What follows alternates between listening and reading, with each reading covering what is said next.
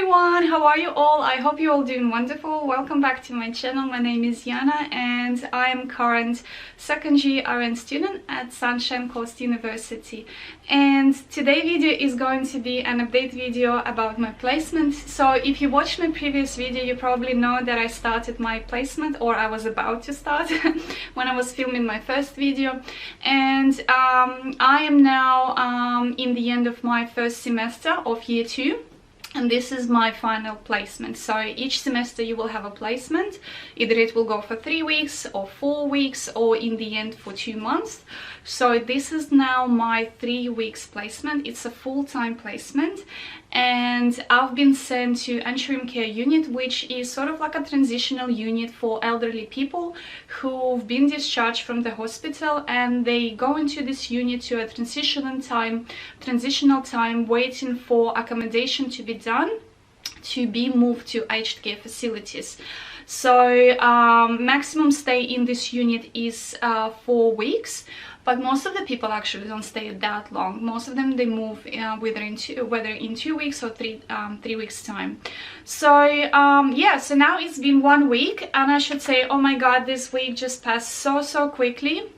And literally, like, I was so busy, you know, even coming back home after a shift, you know, and doing some work around the house, and then the time comes to sleep, and then next morning you have to basically wake up really early. So my shifts in this unit on AM start at 7 o'clock and ends in 3:30, but most of the time we actually finish by 3 o'clock. So by the time I get home, it's about like 5 o'clock, you know, and yeah, like the day almost is over. So that's why this week passed so quickly for me. So in this video I wanted to talk with you about what cares and what tasks you will be doing in this unit, so you could have sort of like an insight if you will be sent to this unit ever in your placement or during your education, so you could know what's happening, you know, and what you as a student will be doing in terms of cares.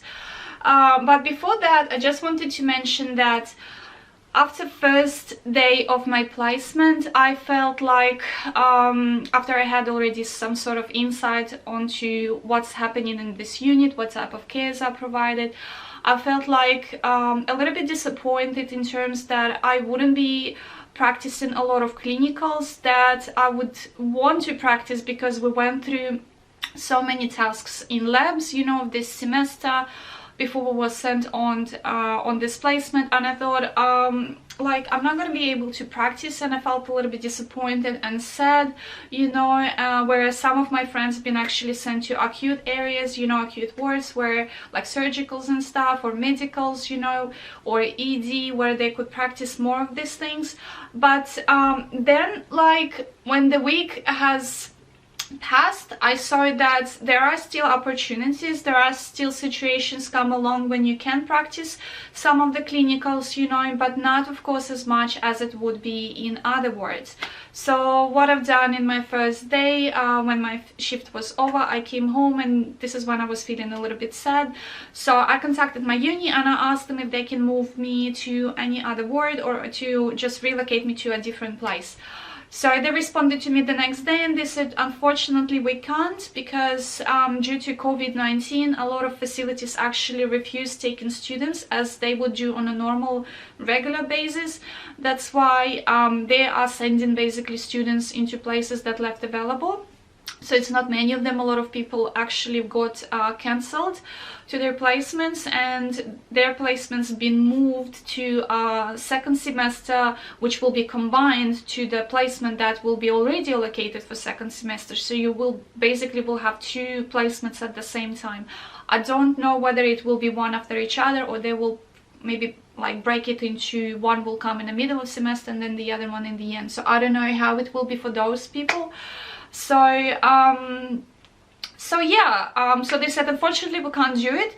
And then I thought to myself, okay, I will ask them if I can be moved for a few shifts into brain injury unit, which is just beside the unit where I'm practicing right now. And they said yes, if your facilitator happy to do that, she can move you to practice in brain injury unit as well. So I was really happy about that. So I spoke to my facilitator and she said, yeah, sure, we can do it. So probably she will move me on my last week. So that would be general experience for me. Also, I will be able to practice PAG feeding, because a lot of people, as you can imagine, with brain injuries, they have some sorts of disabilities.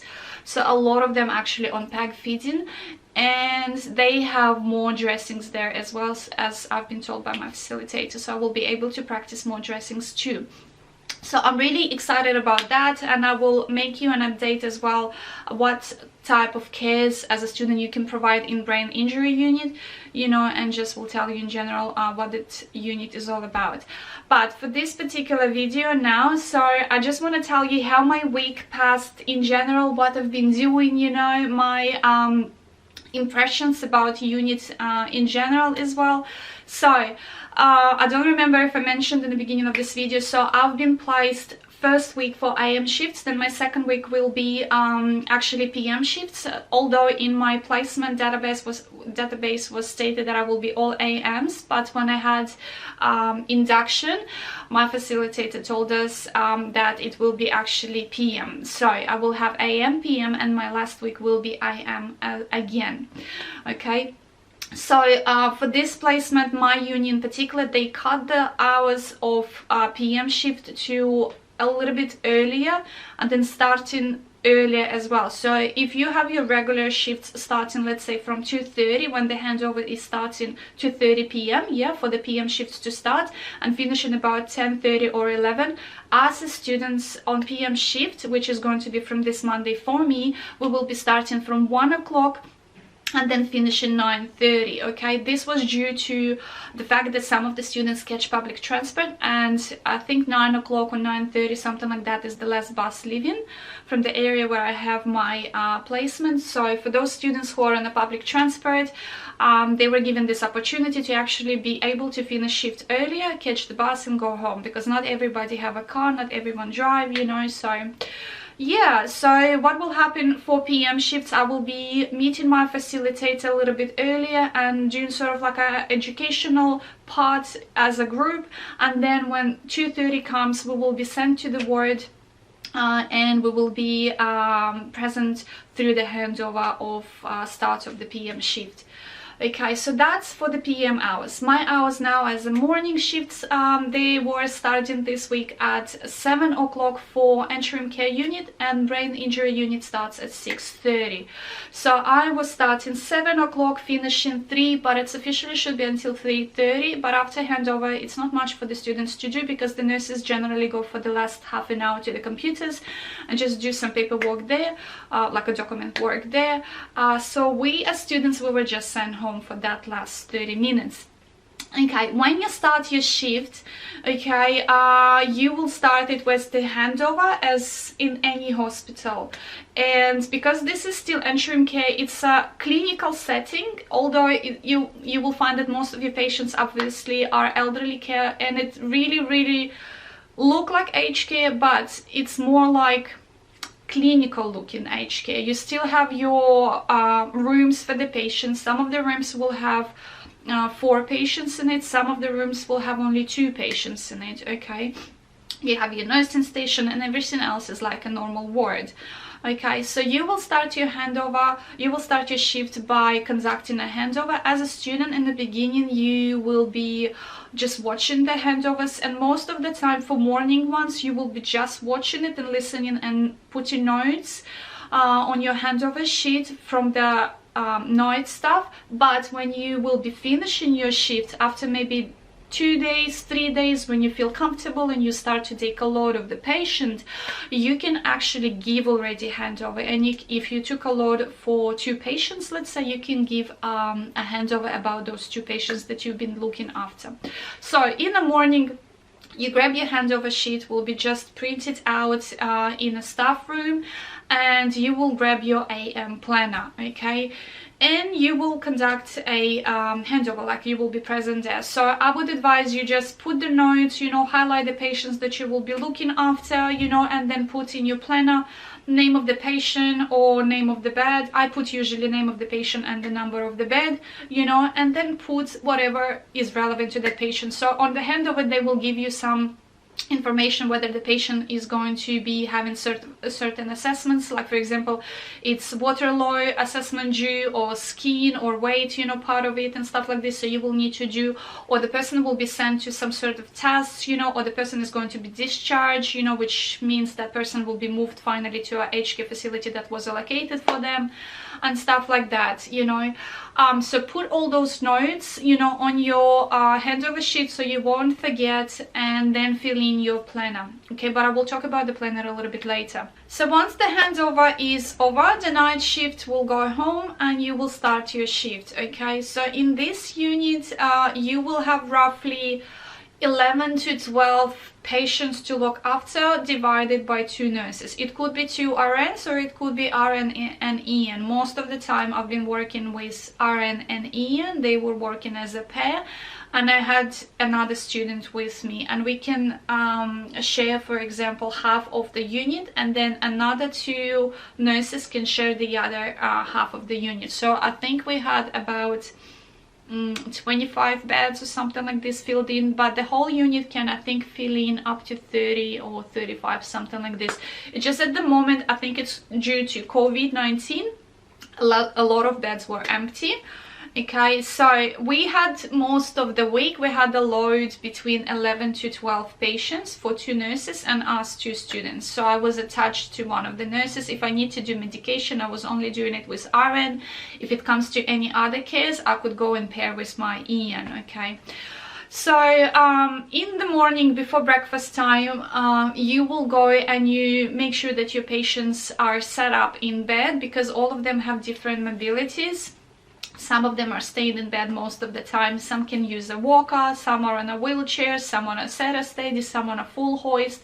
So it's very similar to aged care facility. So you will go around, you know, and you will make sure that your patients are comfortable, they set up, you know, just check if anybody needs to go to toilet and stuff like that, and they are ready for breakfast. At that point they don't really need to change like from their 90s or pajamas into day clothes, unless most independent ones of them would want to do it themselves before breakfast. But breakfast usually served up to like about 8 o'clock, sometimes it started at about 7:40ish, you know, and they can eat. After that, when they finish eating, you know, and during eating as well, you will have some of the patients that will need assistance with feeding or just prompting. So again, it's very similar to aged care placement, and so you as a student, you can help those patients, you know, whether you can prompt them or you can actually feed them. Okay, after that is over, you will need to help them to have a shower. So some of them will have a shower, some of them will have a sponge, some of them will have a wash, you know. So just always look at the mobility of the patient, see if the patient is 1 assist or 2 assist, what type of transferred hoist or whatever equipment they're using. Like as I said, they might be on a setter stage, so just make sure that you've checked all of that and you've got someone to come and help you. So for the transfers and stuff, if someone is on a setter stage and things, you would be required to actually do it with the nurse, so the nurse could be beside you, but also you will have a lot of wardies working in a unit as well. So it's not like if you have all 11 or 12 patients, you know, divided between 2 nurses and you 2 students, you know, if you paired with another student, it's not like you're going to give shower to all 12 or 11 of them. You will have wardies who can do the most difficult patients, someone who are like bigger in bodies, let's say, and they are staying in bed. Those ones can be done by wardies, you know. And me as a student, I was doing less difficult patients, those that more or less independent or 1 assist, so you know, you can help them just to dress, or you can lead them to the shower, you know, and just help them a little bit there, you know. So it wasn't really difficult, so don't be scared of that part that you have to, like, you know, like wash and shower everyone, because obviously it's a time consuming and it's hard physically as well, so you will have your wardies to help you there. Also, you will have AANs as well who will help you with aids changing, you know, dressing, you know, and stuff like that. So after the whole hygiene is finished, it will come time to obs. Okay, so you will need to do obs on most of the patients that you're looking after. Not most, I should say all the patients that you're looking after. What I wanted to say is that some of your patients, maybe by order of the doctor, be on 2 or 3 times obs per day, but those will be just like 1 or 2 patients. Most of them will just, in this particular unit, just 1 time obs per day, and that would be conducted in your morning shift, in your first part of your shift, usually after hygiene procedures. So obs usually are asked to be done by students because it's sort of like a practice for us, you know. So the nurse will ask you, would you like to do obs on all of them? So if I was paired with another student with me, we will share it, like she will take 5 or 6 and I will take the other, you know, 5 or 6, and then we will sort of like meet in halfway. So yeah, when you do your obs, make sure that you like, you know, separated the square at the bottom when you count in your QAD score, and then when you have to put your initials, just divide it into 2 halves, so you could initial it and that your nurse could initial after you.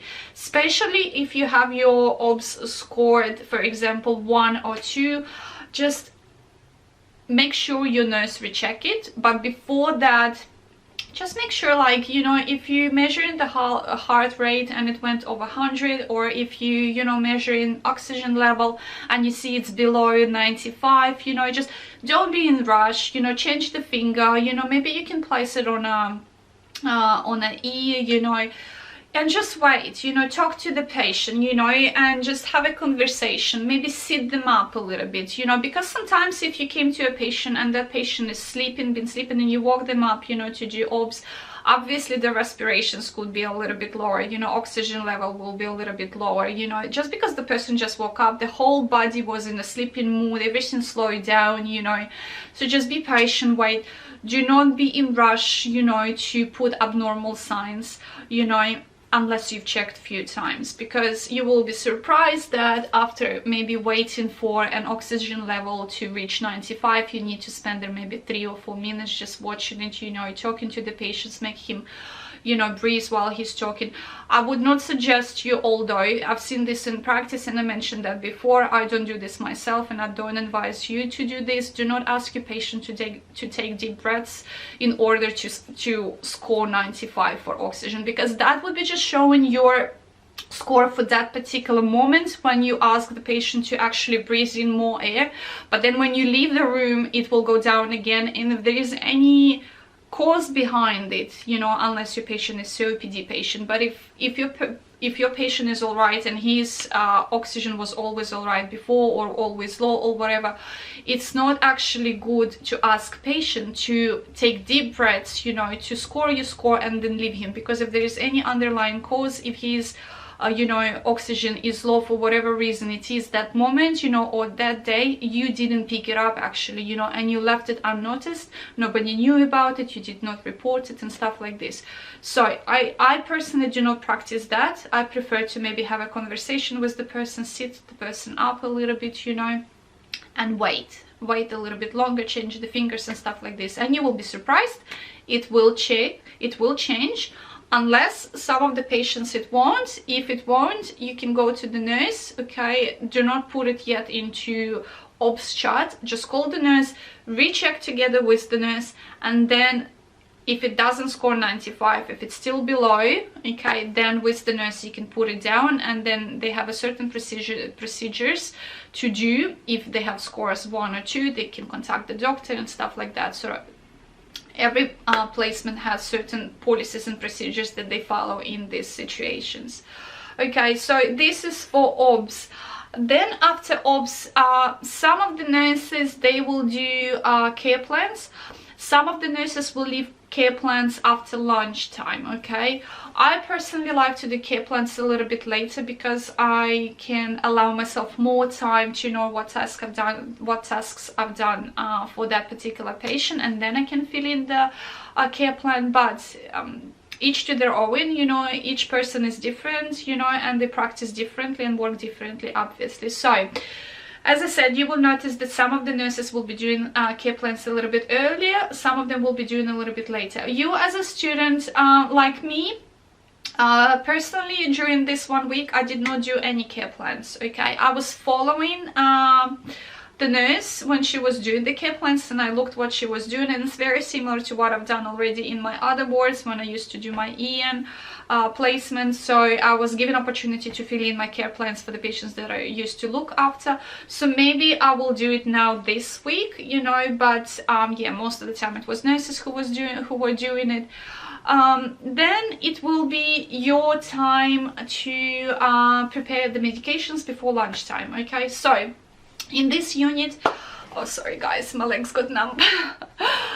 So in this unit you will be doing your medication with RN, okay, not with EN. Like you can follow EN and you can watch her doing it, but if you want to do it yourself, like if you want to take a chart and you want to open the drawer, you know, and you want to take the medication out, you know, and prepare them and stuff like this, you have to do it with RN, okay? So RN will be standing beside you, and you will be double checking each medication that you put in a small cup, you know, according to the chart, and then before you administer it to the patient, you need to do your rights check with the patient, you know, checking their full name, date of birth, your number on a wristband and stuff like that, and checking it against the med chart.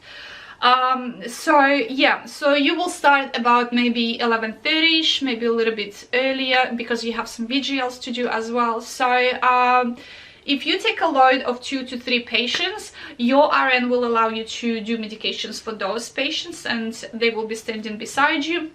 If you want to practice a little bit more medication administration, you can ask your RN to give you a chance to administer medication to the patients that you're not focusing on, like the rest of the patients, okay? So they're really free and friendly about that. They will allow you to practice as much as you want. Some of the charts you will find that will be having written indication what that medication is for. Some of them won't. It depends on the doctor and on the pharmacist. Sometimes they do right, sometimes not, but they will have the indication for medication form in the end of your med charts, okay, and you can find what that medication is for in that form.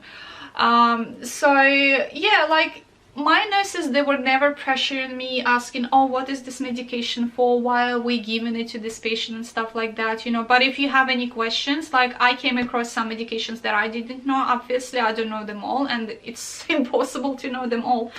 But once you start to work in certain wards as your work, not as your placement, you will get familiar for the certain medications that are always prescribed and going around in that ward, and it will make you to remember them better.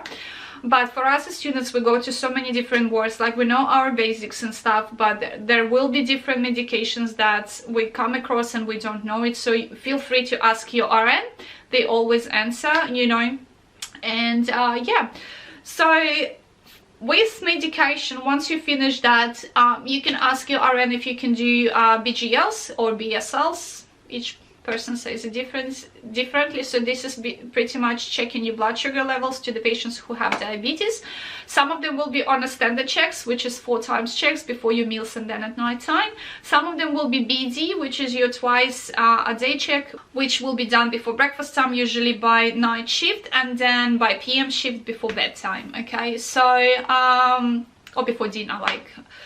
So yeah, so if you have someone who is on a standard check, you will go and check it before each meal. So for you as IM shift, you can't catch the morning ones, okay, because they do it quite early. I don't know why, but probably just to see if they're not hypo, I guess, because some of them wake up in the morning and they start to go to toilets and stuff, because the breakfast mainly comes about 7:30ish, you know, and night shift finish before 7 o'clock, because 6:30 is the handover, then 7, you know, sorry, 7 o'clock is the handover, you know, and then we start and stuff like this. So they finish before that time.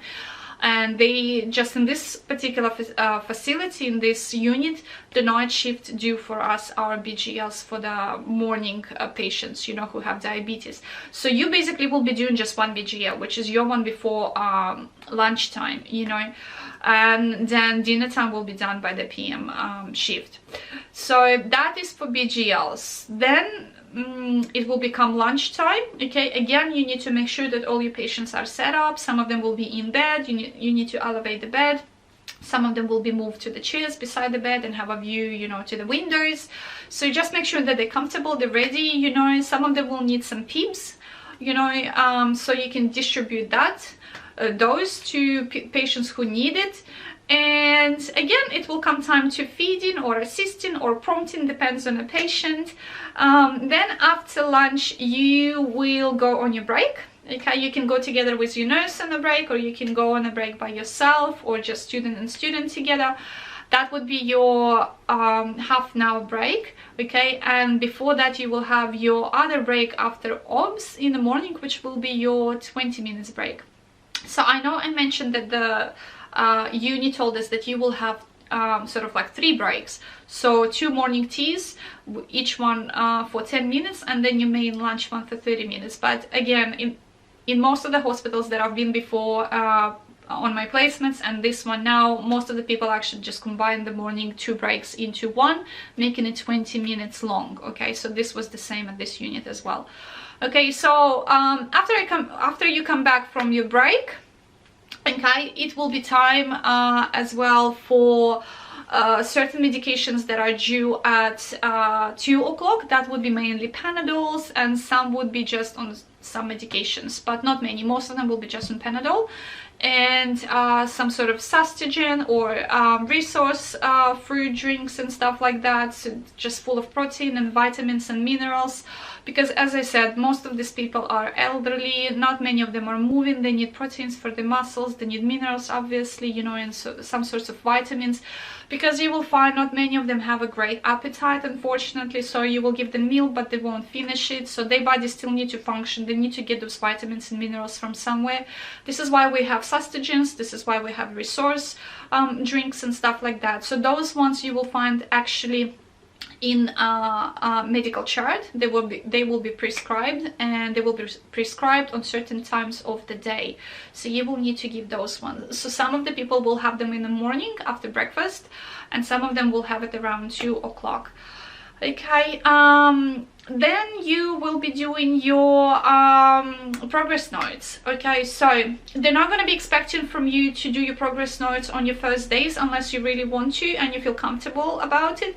So basically what will happen when you feel comfortable to take a patient load, let's say I took my patient load on my 3rd day. My first and second shifts I was placed into one side of the unit, and then my second day I was placed into different side of the unit. So by this way I sort of like met everyone, and I had an insight to what's happening in the whole unit. I could see the mobility of different patients, conditions that they have, you know, care that we provide and stuff like that. And on my 3rd day I was already allocated on one side of the unit that I picked by myself, which one I wanted, and I stayed from Wednesday until Friday on that side of the unit. Okay, so I was able to actually choose a focus patient, and I could practice, you know, my cares and my time management and stuff like that on that particular patient. So I took first 2 patients, and then on Friday I took 3 patients. Okay, one of them was independent, so it was very easy. The other 2 were a little bit complicated in terms of cares and mobility. So I was doing my progress notes starting from day 3 of my placement, and what I recommend to you, just grab a piece of paper, like a blank one, and write your progress note in there, and then show it to your RN buddy or EN nurse who is working in pair, just to make sure that you didn't miss any information, or maybe something has to be fixed, you know, or maybe you don't know how to use certain abbreviations and stuff like that. So just make sure that they check it, and then once all is correctly, you know, they will tell you like if all good and stuff like that, you can put it in the chart of the patient. Okay, I don't like to put something that would have mistakes or something incorrections, you know, in it and stuff like that. I like it to be good, professional, you know.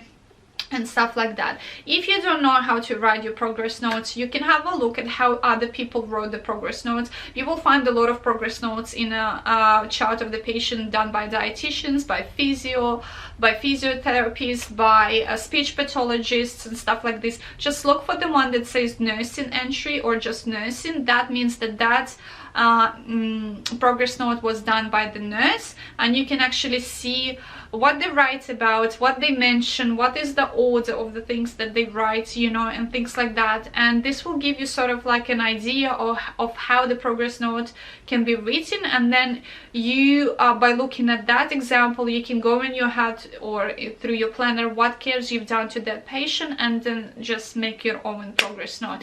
It's not really difficult. They're not expecting you to write like the whole essay.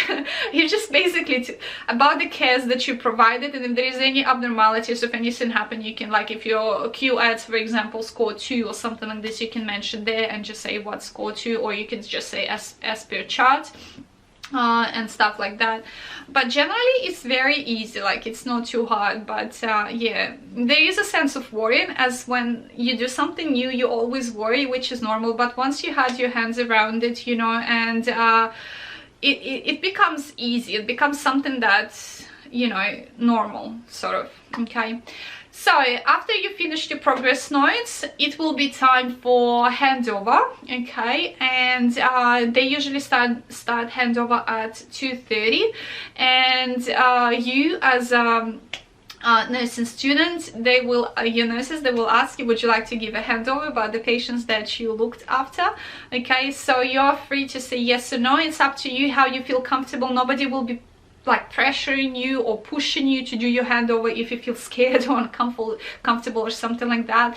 Actually, one of my RNs, like I didn't have any problem with handovers because I've done it before and I do it at work all the time. But one of my RNs, it was on Thursday, she just asked me, like she said, do you want to practice handover with me if you feel uncomfortable? Like you can just like practice with me now before it starts. I said, no, it's okay. But it was nice. It was nice of the person to actually offer me that, because when you're giving a handover, you will have like the whole bunch of nurses sitting with you from AM shift that were with you, you know, in the whole unit, and then another bunch of nurses will come who are starting PM shift. So you will have quite a bigger group of people just staring at you and waiting you know, to give a handover about the patient that you just cared for. So you feel like, oh, like so much of attention to me now, I don't know what to say, you know, am I saying correct things and stuff like that. So it's understandable to be worried. So if someone offer you practice like that, you know, like, yes, go for it.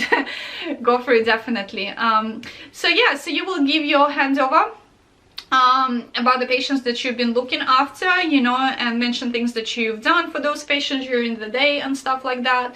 And then basically your shift will be over. Yeah, so it will be, usually we finish by 3 o'clock. You know, sometimes your facilitator will withdraw you after handover to some sort of recap or education, you know, or a debrief and stuff like that, and that would finish about 3:30. Sometimes we sit with our facilitator until 4 o'clock just talking, you know, and having a little bit of reflection and debrief together, you know.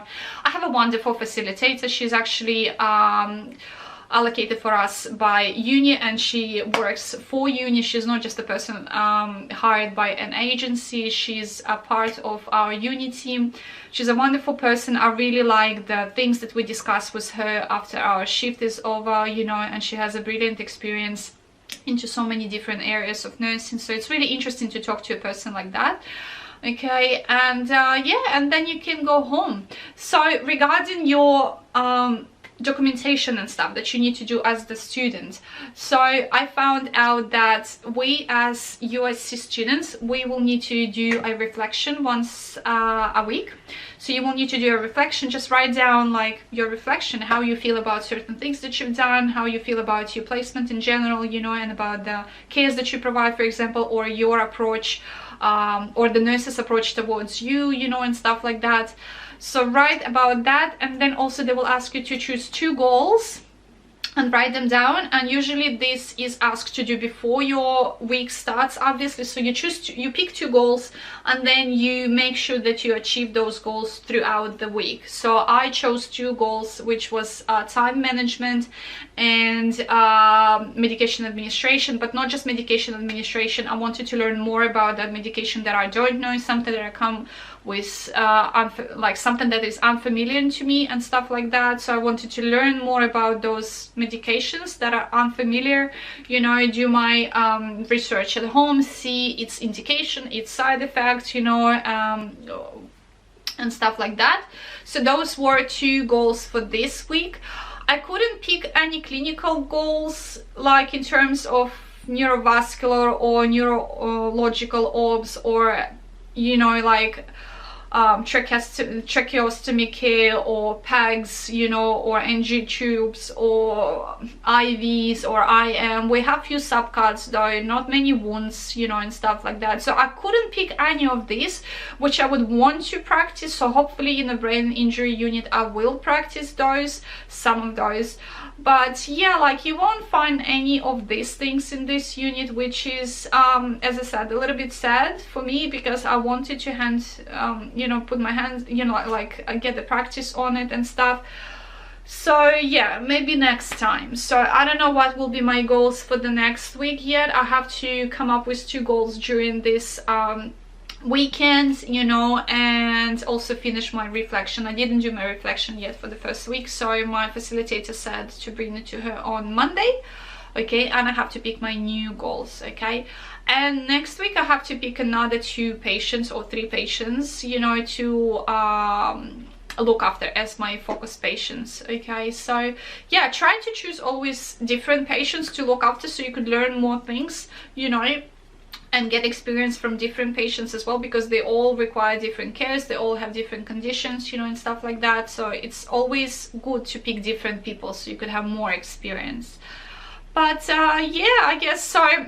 This was my first week of placement. I have another 2 to go, and I will probably maybe make an update towards the end of my placement, already talking more about maybe brain injury unit and stuff like that.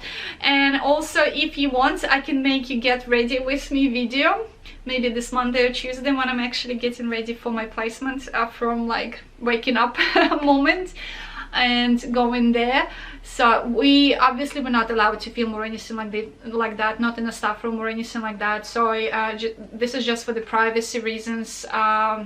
So yeah, I'll just film at home, you know, when I'm getting ready. So yeah, I'll see you in my next videos. Thank you for watching this one. If you have any questions, as usual, leave them in the comments below and I will answer them gladly. I'll see you next time. Bye.